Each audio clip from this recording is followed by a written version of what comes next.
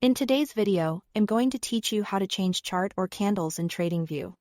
If you've ever wondered how to quickly switch the look of your chart to match the way you like to analyze price action, you are in the right place. Changing the chart style helps you see trends, momentum, and structure more clearly depending on what you are focusing on.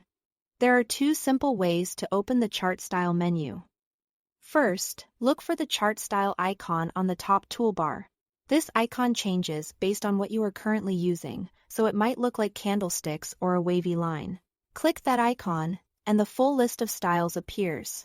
You can also access the same options from the top left of the chart, where you'll see the active style name next to your symbol and time frame. Click that drop-down, and you'll see all the available chart types from here. Choose the style that fits your workflow. Candles are the classic option for most traders, showing open, high, low, and close with solid bodies and wicks. Hollow candles display up and down moves in a way that can make trend strength easier to spot. Bars give a minimalist view of the same price information without filled bodies. If you want something very clean, line charts plot closing prices only, which is great for smoothing noise. Area is similar to line but fills the space below, making overall direction stand out. Renko focuses on price movement rather than time, building bricks only when price moves by a set amount. It's useful for filtering out smaller fluctuations.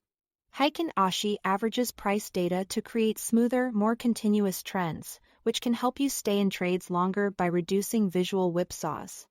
Once you've found the styles you use most, make them easy to reach. Click the star icon next to any style to favorite it. Favorited styles appear on your top toolbar, so you can switch with a single click without opening any menus.